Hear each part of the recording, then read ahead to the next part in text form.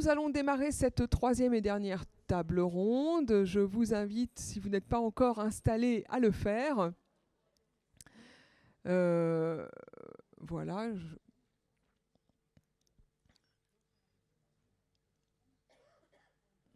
Donc, pour cette troisième table ronde, où là, nous allons parler de... Alors, on parle de mieux recruter, là, on va parler de mieux héberger. Et comment on fait pour s'adapter? Parce qu'on l'a vu à la table ronde avant le déjeuner, qu'il y avait parfois des demandes et des propositions qui n'étaient pas forcément... qui se répondaient pas forcément. Donc, effectivement, on parle d'adaptation sur cette table ronde-là. Pour en parler... je commence par vous, Brice Lucas, on vous a vu tout à l'heure. Donc vous êtes proviseur d'un lycée professionnel, du lycée professionnel Olivier Guichard à Guérande. Juste préciser, vous m'avez dit tout de suite que ce n'est pas qu'un lycée hôtelier, c'est un lycée, vous couvrez également... Oui, normalement ça fonctionne. Qu'est-ce que vous couvrez? Donc lycée hôtelier, mais pas que. Alors, c'est un lycée qui est singulier puisqu'il réunit des formations des personnels de 3 ministères différents. Donc éducation nationale, agriculture et mer. Et donc une section hôtelière importante, mais adossée à une exploitation agricole et des formations agricoles, puisqu'on a de l'horticulture, du maraîchage, des cultures marines, de l'aquaculture. Et donc on travaille beaucoup sur le lien entre l'exploitation agricole et la section hôtelière. D'accord, merci beaucoup pour ces précisions. Christelle Retou, vous dirigez la MFR Saint-Gilles-Croix-de-Vie, c'est un site de formation par alternance. Est-ce que vous pouvez nous en dire quelques mots rapidement ? Bonjour, donc Christelle Retou, maison familiale de Saint-Gilles-Croix-de-Vie, donc un centre de formation, alors pas forcément complètement tourné vers l'hôtellerie, la restauration et le tourisme, puisqu'on est plutôt sur les métiers du bâtiment, voilà, des maçons, des peintres. Ceci étant, on a quand même une petite formation d'ouvriers qualifiés en maintenance de l'hôtellerie de plein air, donc des contrats avec les campings.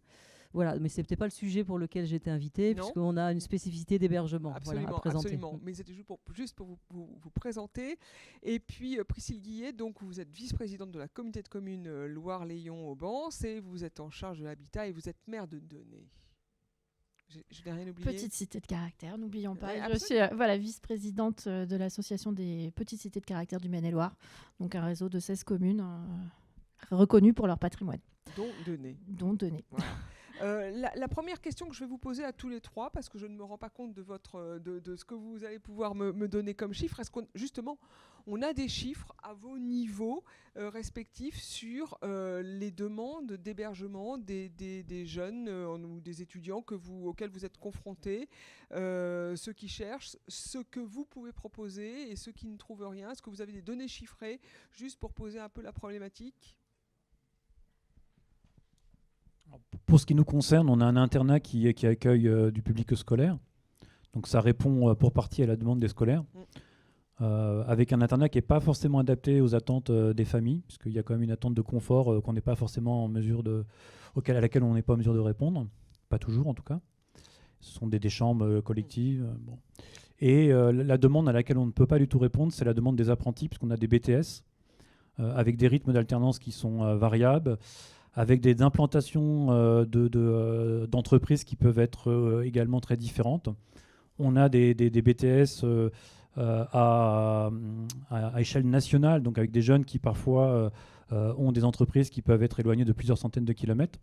Et donc ça suppose pour ces jeunes d'avoir 2 résidences. Et donc on a estimé, puisqu'on est en train de travailler sur un projet, on a estimé un besoin pour l'établissement qui est entre 50 et 80 demandes. Voilà. Et donc répondant au BTS par la voie de l'apprentissage, mais également à un public un peu particulier, puisqu'on a un partenariat avec la Chine. Et donc, hors période de Covid, on accueillait une vingtaine de Chinois qu'on ne pouvait pas loger de manière permanente à l'internat. Est-ce que vous avez des données chiffrées? Oui. Normalement, oui. Oui, alors, donc nous, Maison familiale de Saint-Gilles, on fait partie du réseau des MFR que vous connaissez peut-être, un réseau qui a un projet éducatif via l'alternance avec des jeunes, des apprentis et puis des personnes en formation continue. Donc on est 70 maisons sur les Pays de la Loire et 27 en Vendée. Donc voilà, donc notre projet éducatif, nous, il est basé sur la vie résidentielle.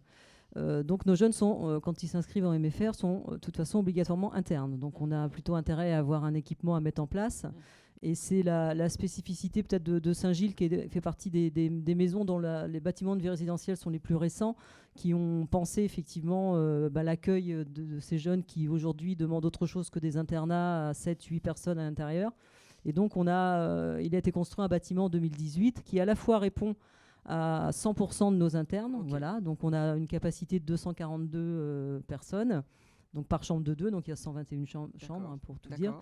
Donc la particularité, c'est qu'on couvre à la fois les 100% d'internes et on ouvre aussi les bâtiments à l'extérieur pour accueillir un certain nombre d'autres personnes. Ça veut dire qu'au total, vous pouvez accueillir combien de là, en fait, dans les 121 chambres, on en a réservé 49 pour l'accueil extérieur. Voilà. Alors, ça pousse un peu cette année parce qu'on a recruté davantage d'étudiants, d'apprentis. Donc là, on pousse un peu les murs. On a une aile complète qui est vraiment détachée du reste de l'internat des apprentis, qui est réservée toute l'année. Et l'été, alors là, c'est l'intégralité de l'établissement. Mais toute l'année, on a une partie qui est réservée pour accueillir soit des personnes qui, alors souvent, très précisément, on travaille avec les entreprises je ne sais pas s'il y en a qui connaissent la zone de la Bégaudière, où la maison familiale est installée, où il y a beaucoup d'entreprises, en particulier l'entreprise Gendreau, Beneteau, qui recrutent des personnes sur soit des contrats courts, soit des CDI, mais qui recrutent parfois hors département, hors région, hors France même. Et donc ces personnes, quand elles arrivent sur le territoire, avec les difficultés de logement, on propose, nous, des conventions, des partenariats directement avec les entreprises et les personnes sont logées via une convention 3 mois, puis on peut la renouveler une fois. Donc, ils peuvent rester 6 mois séjourner chez nous avant pour prendre le temps soit effectivement de la période d'essai, parfois, soit le temps tout simplement de trouver un logement plus durable sur le pays de Saint-Gilles, quoi. Donc c'est une alternative pour trouver aussi à recruter hors de la communauté de communes, quoi. Ouais.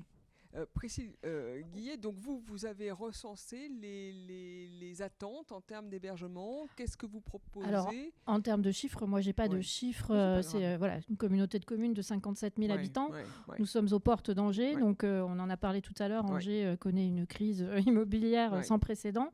Il n'y a plus rien en offre et notre territoire est lourdement impacté.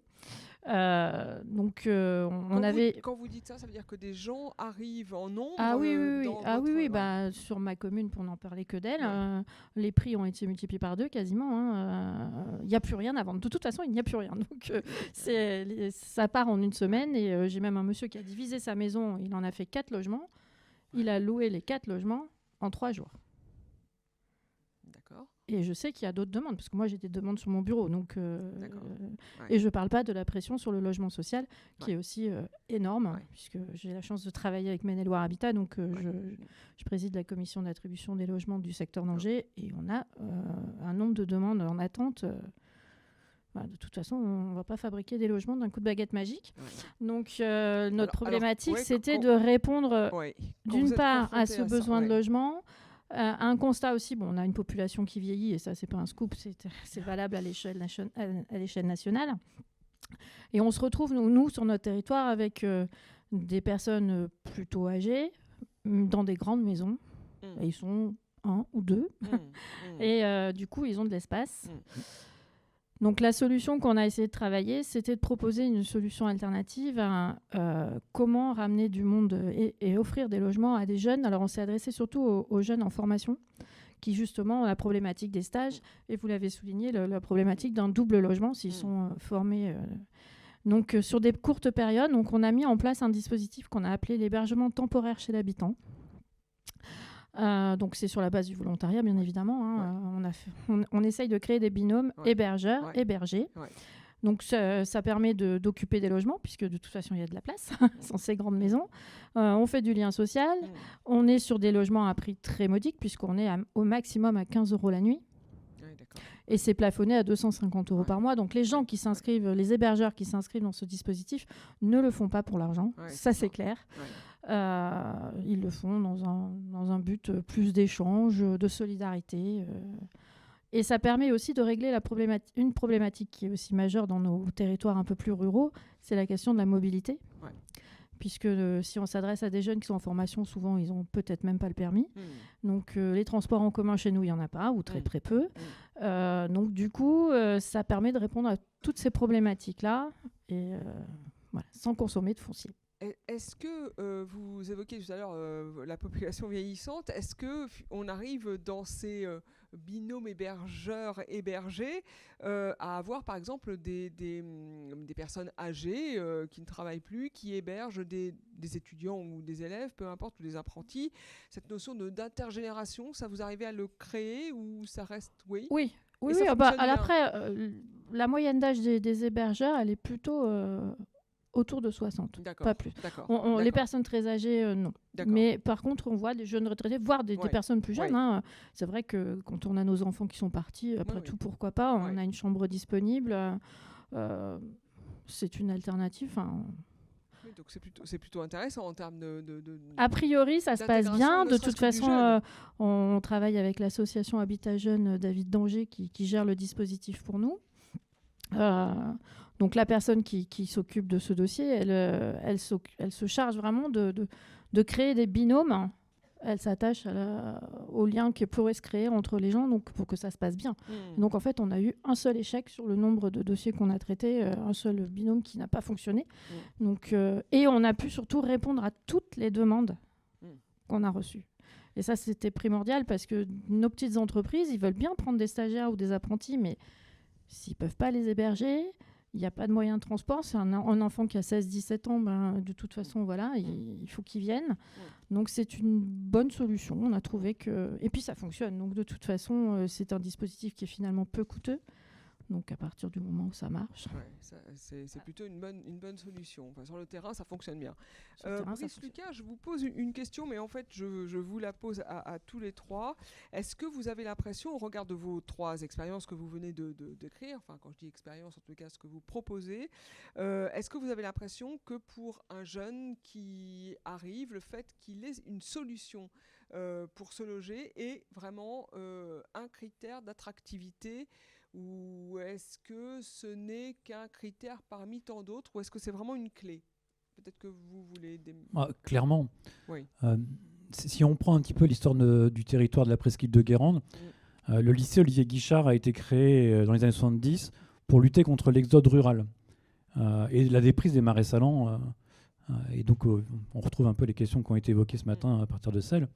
Et donc, à cette époque-là, l'idée, c'était de garder les jeunes et d'éviter qu'ils aillent vers les grandes villes en reconstruction comme Saint-Nazaire ou sur les autres capitales régionales. Aujourd'hui, on est vraiment sur un point de vue totalement inverse, c'est-à-dire qu'il y a de moins en moins de jeunes sur notre territoire, donc il y a un vieillissement de la population qui est très important, et aussi un phénomène de gentrification très marqué.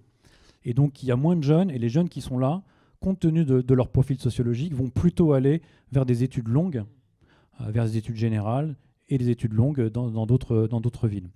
Et donc, nous, notre enjeu, pour continuer à attirer des jeunes, pour répondre aux besoins économiques du territoire, c'est de faire venir des jeunes d'ailleurs et de plus en plus loin.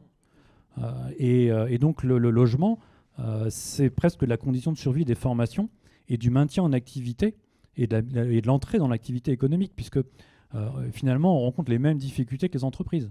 C'est-à-dire faire venir des jeunes, les former, et en espérant que ces jeunes restent sur le territoire. Aujourd'hui, on a 520 apprenants, et ça correspond à 152 villes différentes.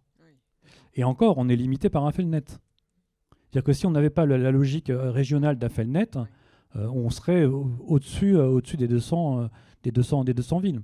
Quand vous dites parfois ils viennent de loin, c'est quoi la ville la plus lointaine? Il y a des logiques de formation qui sont très différentes, mais j'ai des jeunes qui viennent du Luxembourg, par exemple. Ah oui, quand même. Oui, d'accord. Et donc la question du logement, elle est centrale. Et donc c'est pour ça qu'on y travaille.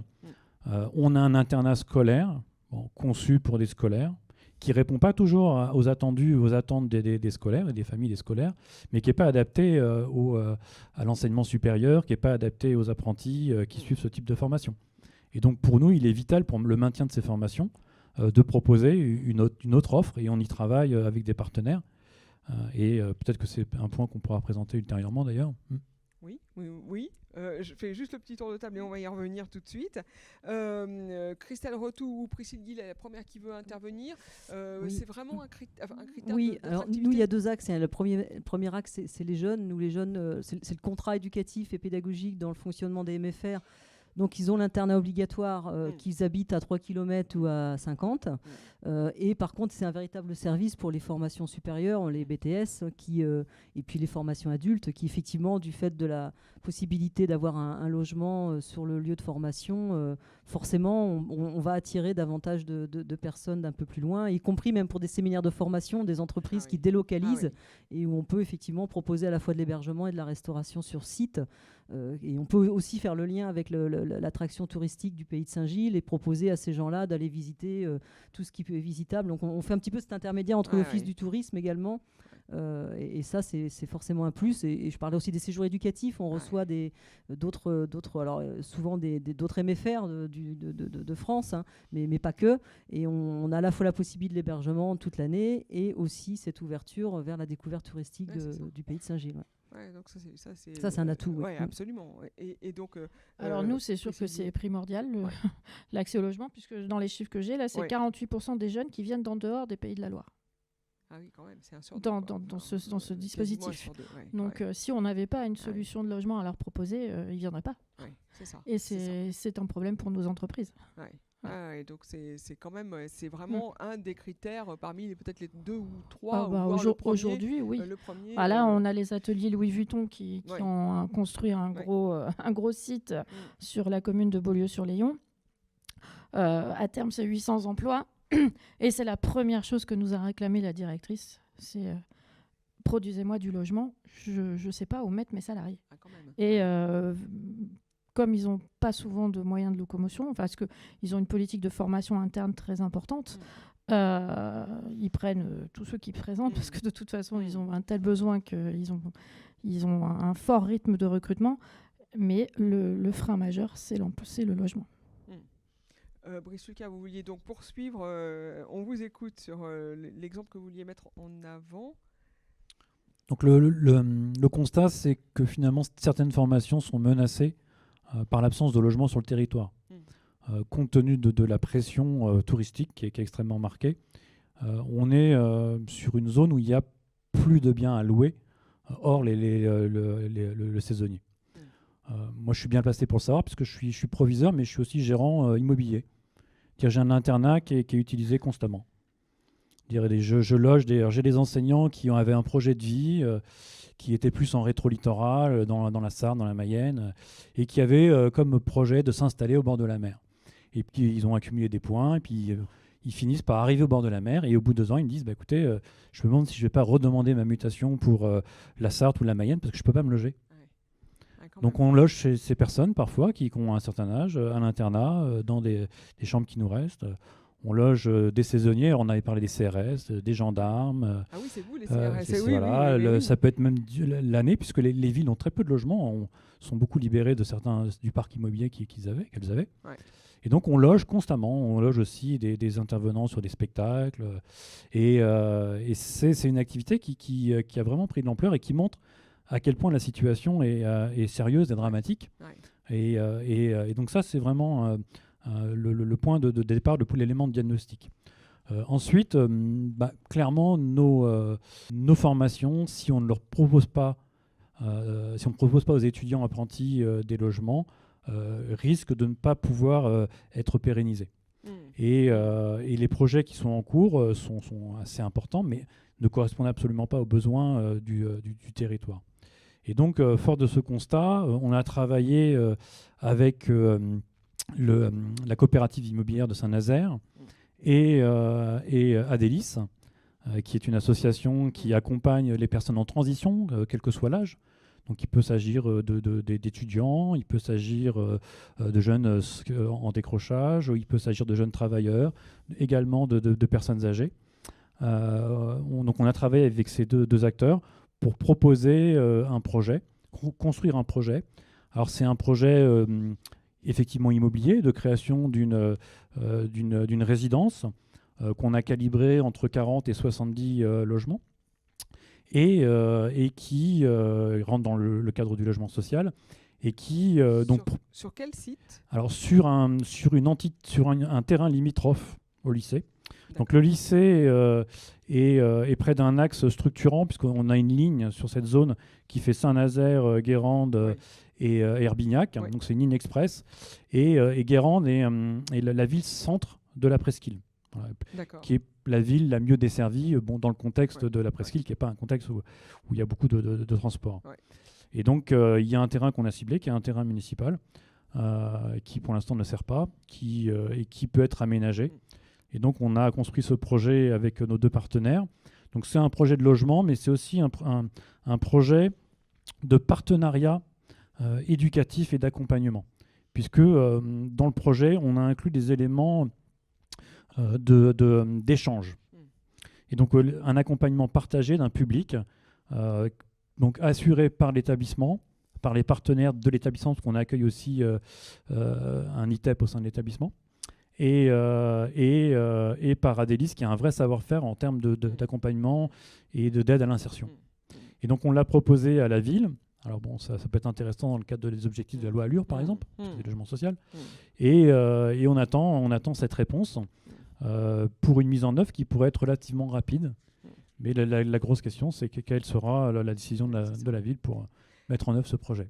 Avant qu'on échange avec la salle, du coup, je rebondis sur ce que vous êtes en train de dire.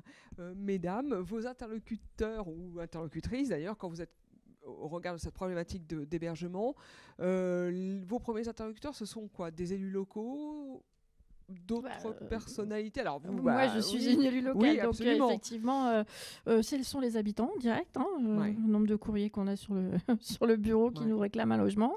Les bailleurs sociaux qui viennent nous voir en nous demandant du foncier, mais du foncier, on n'en a plus. Et on en aura de moins en moins, puisque là, la conséquence de la loi climat et résilience, elle est très claire. 2050, c'est le zéro artificialisation nette. Donc, zéro, c'est zéro. J'insiste auprès de mes habitants. Je suis en train de refaire mon PLU. C'est quelque chose qui est très difficile à faire admettre. Quand vous leur dites, on va reconstruire la ville sur la ville, mais ça coûte plus cher. On sera plus dense. Il faudra faire plus de logements à l'hectare. C'est pas très vendeur, voilà, autant vous le dire. Après, nous, là, vous disiez que vous envisagez de construire un grand bâtiment. C'est pas ce qu'on a recherché sur Loire-Layon-Aubance. Alors, on a une structure habitat jeune sur la commune de Chalonne avec 14 logements qui est occupée à 100%. Là, c'est clair. Mais bon, Chalonne est une commune un peu plus importante, il y a 6500 habitants. Mais là, ce qu'on a cherché avec notre dispositif hébergement temporaire chez l'habitant, c'est vraiment à mailler notre territoire.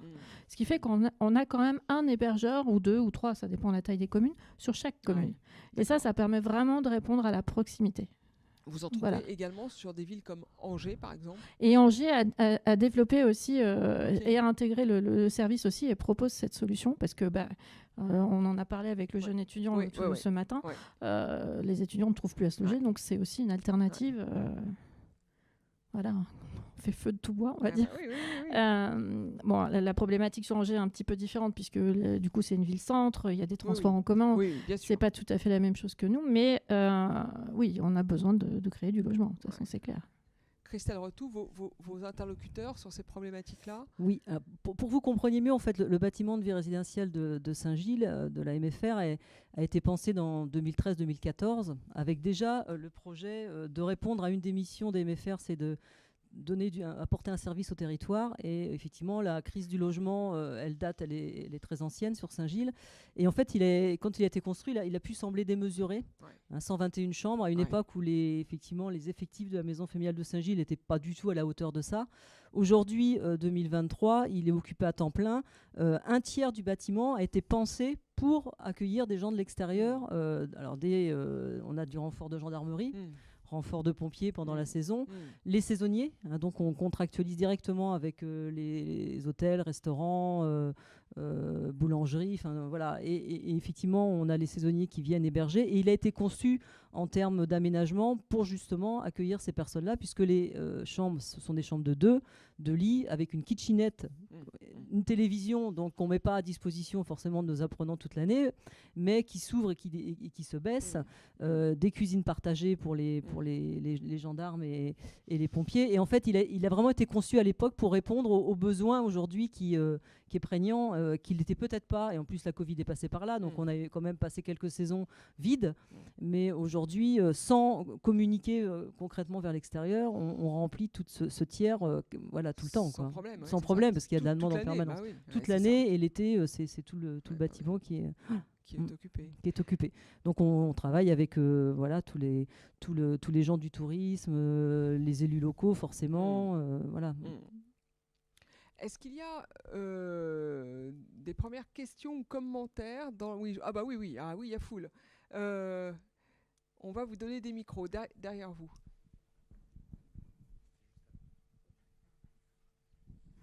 Oui, j'aurais une question à vous poser sur la mixité des publics. En gros, comment vous gérez cette mixité entre des adultes, des ados et des... Voilà.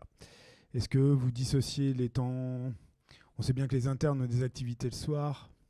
Comment vous gérez en fait la mixité? Voilà.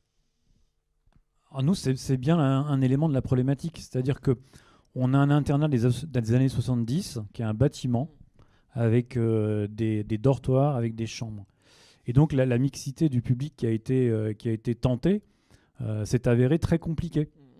Le besoin légitime d'indépendance des étudiants apprentis n'est pas compatible avec le régime scolaire. Et donc, on n'a pas de réelle mixité.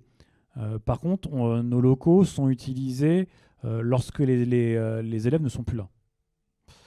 Et le projet qu'on porte, c'est justement pour répondre à ce besoin particulier d'accueil d'un autre public. Et dans le projet qui a été présenté, là, on a prévu de la mixité. C'est-à-dire que pour partie du logement au bénéfice des apprentis, mais également pour partie des logements au bénéfice de jeunes professionnels, voire de saisonniers.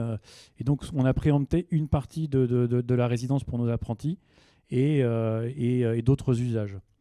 Voilà, alors si je prends d'autres exemples d'internats plus récents, je pense à Luçon-Pétré, pas très loin d'ici, où dans le projet d'internat, il y avait un internat scolaire, et puis à côté, il y avait des petites résidences, des maisonnettes au bénéfice des étudiants apprentis, des étudiants ou étudiants apprentis. Donc dans les nouvelles constructions, et j'imagine que c'est la même chose à la MFR, on envisage des choses tout à fait autrement qu'on pouvait l'envisager dans les années 70. Oui, nous on travaille sur différents étages. Il y a 3 étages. Donc en fonction des statuts, les plus jeunes, on les met par exemple au premier étage, les apprentis au deuxième et les adultes au dernier. Ça permet effectivement, comme il y a des couloirs un peu dans tous les sens et des escaliers, chacun a son circuit. Et puis on a une aile qui est vraiment réservée aux personnes extérieures, avec une entrée qui leur est dédiée. Voilà. Donc je pense que c'est parce que le bâtiment était vraiment pensé dans l'optique de, quoi. C'est pas un bâtiment qu'on met à usage pour... voilà, il a vraiment été conçu et construit avec la vision de on va rendre service au territoire. Et cette demande de logement, elle était déjà bien en tête de mon prédécesseur directeur, parce que c'est pas moi qui l'ai fait, de se dire imaginons les années 2020, de quoi aura besoin le territoire. Voilà. Vous voulez réagir aussi? Nous, on n'a pas vraiment, enfin, on n'est pas du tout sur la même typologie. Puis effectivement, là, on crée des binômes. On est plutôt sur du lien social, effectivement, de l'intergénérationnel, du partage. Alors, on a des retours. Voilà, on crée de la mixité forcément. On a des retours extrêmement positifs côté hébergeur, côté hébergé. Des gens qui, au départ, sont allés vers cette solution de logement parce qu'ils trouvaient rien d'autre. Ils y sont allés un peu à reculons et puis après, ils veulent plus partir. Oui, c'est ça. Donc voilà, il y a une forme d'entraide, de lien qui se crée entre l'hébergeur et l'hébergé, et ça c'est plutôt positif, quoi. Il y avait une autre question, oui. Oui. Donc pour moi, donc pour revenir sur la question des logements à Angers, on a donc la Fédération des associations de l'Anjou, la FEDESA, a créé un dispositif qui s'appelle Un lit pour la nuit. Donc c'est le même principe hébergeur-hébergé, pardon, pour une solution temporaire. Donc c'est vraiment pour les premiers jours, parce qu'en fait, c'est quand l'étudiant n'a pas de logement. Après, ce dispositif-là, donc j'en ai jamais entendu parler sur Angers. Je ne sais pas s'il est vraiment présent sur Angers ou si justement c'est un lit pour la nuit. Non, c'est vraiment le dispositif hébergement temporaire chez l'habitant. La ville d'Angers a contractualisé également avec l'association Habitat Jeune David d'Angers. Donc c'est le service de l'Habitat Jeune qui gère cette proposition. Donc ils ont commencé cette année. Donc c'est plus difficile de trouver des hébergeurs sur Angers que sur nos campagnes. Ça c'est clair. Mais ça a démarré. Donc là, il suffit d'aller à la résidence. Vous la connaissez certainement, derrière la place du ralliement. Il y a quelqu'un qui vous renseignera. C'est très bien. Et c'est pas que pour quelques jours. Enfin, ça peut être quelques jours si vous avez besoin que de quelques jours. Mais ça peut être 3, 6 mois, voire plus, si besoin. Mais justement, je pense que sur des dispositifs comme ça, il faut faire de la communication. Parce qu'encore une fois, nous qui en avons besoin, on n'est pas au courant. Écoutez, je pense qu'il y a un problème de communication. Comment vous vous faites connaître? Alors, comment vous faites savoir ce que vous proposez? Nous, on a fait ça via la presse. De toute façon, la presse était informée. Il y a eu plusieurs reportages tournés chez nous, des interviews, nos documents, tout ce qui est site internet des collectivités, puisque nous, on le porte sur Loire-les-Yonvance. David d'Angers le fait aussi, la résidence Habitat Jeune communique largement. Et puis en fait, c'est tous les jeunes qui atterrissent dans le service, parce que le service logement jeune, c'est tout ce qui est information, accompagnement, voilà. Donc, et elle peut orienter, elle peut proposer. En fait, ça fait partie d'un panel de propositions qu'elle a à disposition. Je me permets juste sur Angers. Il y a un service accueil logement à Angers-Loire Métropole et il y a la direction de la jeunesse J-Connecté qui sont également des relais pour les jeunes sur ces dispositifs. Et il y a également l'association Un temps pour toi, Toi TOIT, qui met en relation des personnes, alors initialement des personnes âgées avec des jeunes avec un objectif de lien social aussi, mais qui l'a ouvert aux alternants. Donc, et tout ça, normalement, c'est centralisé au niveau de ces deux lieux. Bon, moi, je ne peux pas trop parler pour la ville d'Angers, puisque moi, je suis Loire-les-Yonvance. Et puis, on avait commencé avant Angers, quand même. Donc, du coup, c'est un dispositif qui s'étend. Le Viersois et le Choletais viennent d'y rentrer aussi. Donc, on est tous confrontés à la même problématique. Donc, il faut qu'on trouve des solutions de logement. Point. En termes de communication, comment vous faites savoir ce que vous proposez? Alors pour ce qui nous concerne, la résidence n'existe pas encore. Oui. Donc la communication, elle est vis-à-vis des acteurs du territoire, oui. Essentiellement les élus. Je pense que la première phase a été de définir un projet avec nos partenaires. Et donc on avait deux attendus. Le premier, c'était de pouvoir proposer un logement à un tarif très avantageux pour les jeunes. Alors ça peut être les jeunes, mais ce n'est pas la cible exclusive. Là, sur le modèle économique qu'on a privilégié, on est sur un coût mensuel qui se situerait entre 40 et 60 euros, charges comprises hors Internet. Oui, donc je pense que c'est plutôt intéressant. Oui. Et puis l'autre dimension, c'est le projet d'accompagnement. C'est-à-dire que et c'est pour ça qu'ADI, c'est un partenaire qui nous semble de premier choix. La question, c'est pas de savoir, c'est pas uniquement de loger, c'est comment on accompagne ce public en transition dans son parcours de formation et dans son parcours d'insertion ou de reconversion. Parce qu'on n'en parle pas tellement, mais c'est quand même un public qu'on a de plus en plus dans les établissements de formation, des projets de reconversion et parfois avec de l'éloignement géographique. Et donc, ça veut dire se mettre d'accord sur un projet éducatif ou un projet d'accompagnement pour mettre la personne dans les meilleures conditions et donc le lien avec les entreprises, le lien avec le territoire. Et donc c'est là-dessus qu'on a travaillé. Et une fois que ce projet a été monté, on l'a relayé auprès des élus. Donc nous, on est lycée, donc essentiellement sous tutelle de nos ministères, mais également de la région.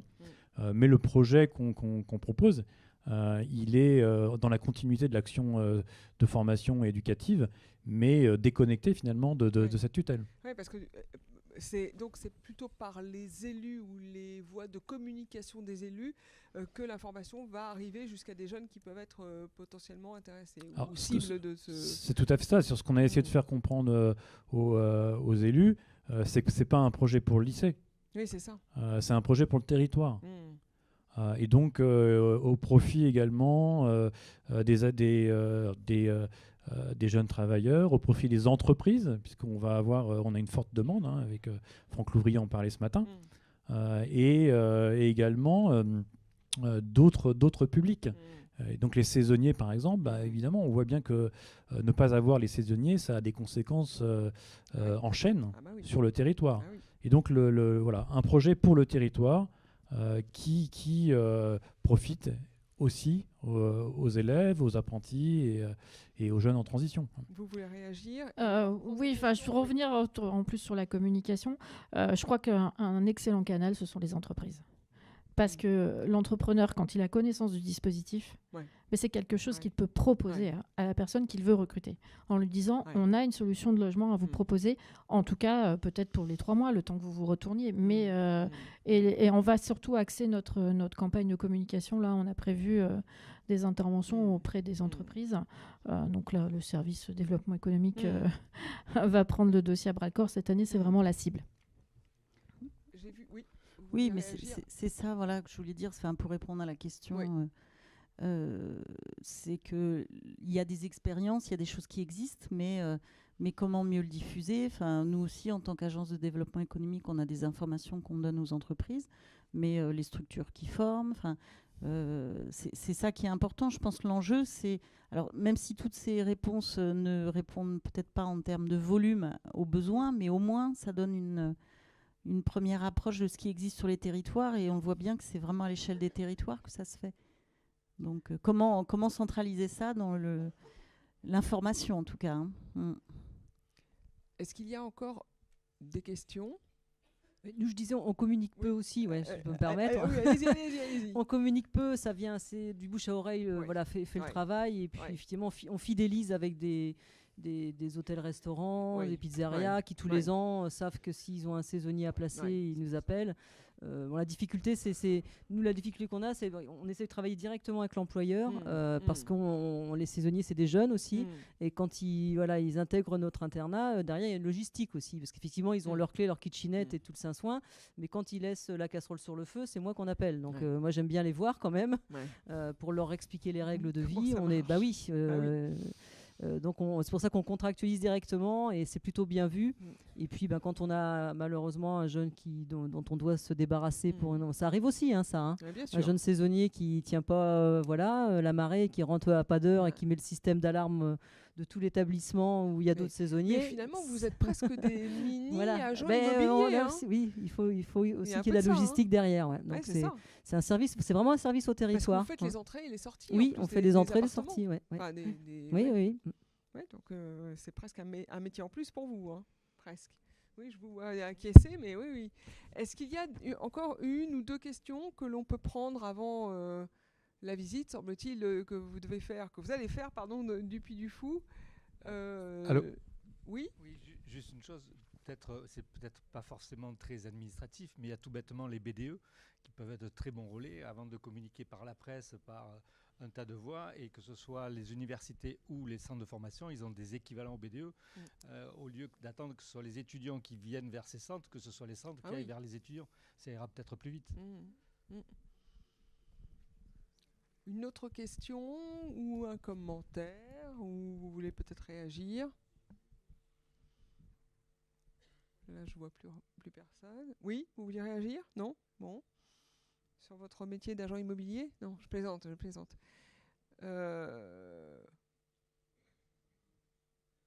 Plus personne? Bien, alors peut-être que le mot de la fin pour vous, activité.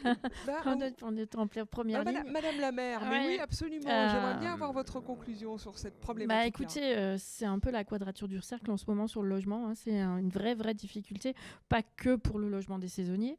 Parce que nous on a aussi une problématique de logement des saisonniers sur Loire-Lyon-Aubance, mais qui n'est pas celle de la côte.